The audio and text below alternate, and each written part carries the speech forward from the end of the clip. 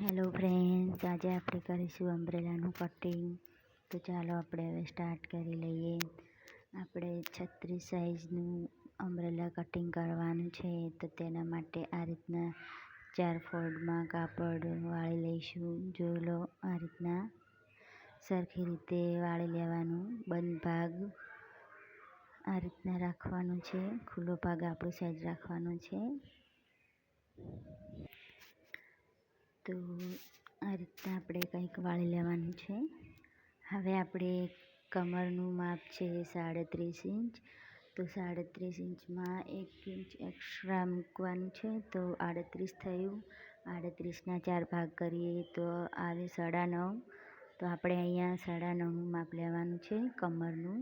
તો જુઓ, આ રીતના 9.5 લઈ લેવાના.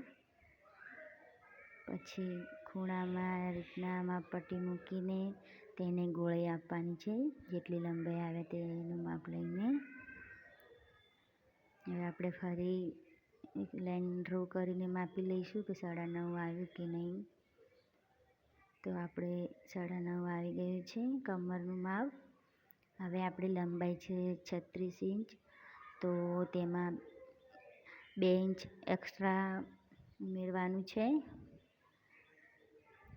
પછી એમાંથી 1/2 ઇંચ ઓછું કરવાનું છે. તો આપણે લંબાઈ આવી ગઈ છે 35 ઇંચ. તો આપણે ત્યાં એક નિશાન કરી લઈએ 35 ઇંચ પર.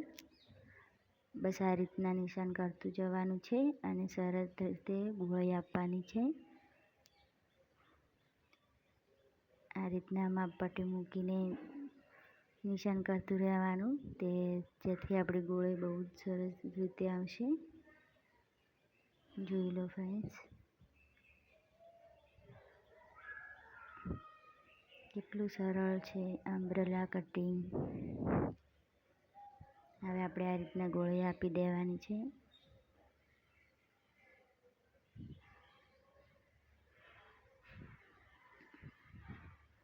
જો તમને આ વિડીયો પસંદ આવે તો લાઈક, શેર, સબસ્ક્રાઈબ જરૂર કરજો. તો આપણે હવે એને કટિંગ કરી લઈએ.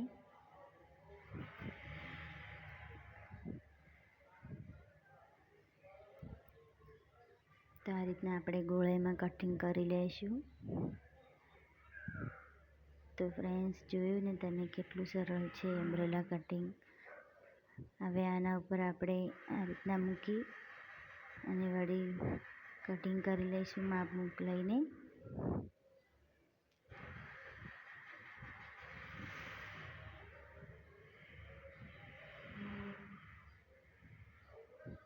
જો આ રીતના સરખી રીતે મૂકી અને ફરીથી 35 ઇંચનું માપ લઈ લઈશું, જેથી આપણે એક ભાગ પણ નીકળી જશે.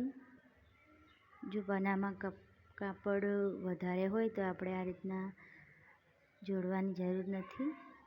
પણ આ કાપડ પનામાં ઓછું હતું એટલે એને આ રીતના ફરી માપ લઈને કટિંગ કરવું પડશે. તો ફ્રેન્ડ્સ, જોઈ લો, આપણે કટિંગ તૈયાર થઈ ગયું છે.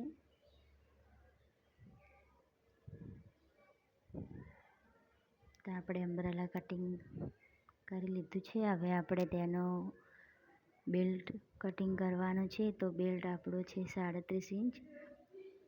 તો આમાં 1 ઇંચ એક્સ્ટ્રા મૂકવાનું છે. તો આવી ગયું 38 ઇંચ.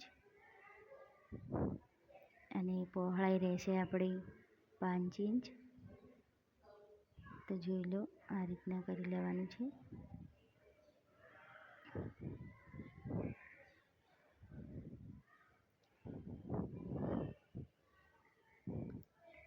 આ રીતના માપ લઈને આપણે બેલ્ટ કટિંગ કરી લેવાનું છે.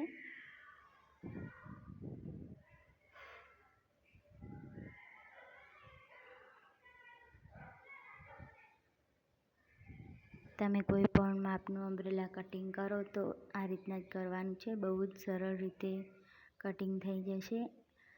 અમ્બ્રેલા કટિંગમાં ખાલી 2 જ માપ હોય છે, કમરનું અને લંબાઈનું. તો તમે બહુ જ ઇઝી રીતે કટિંગ કરી શકો છો.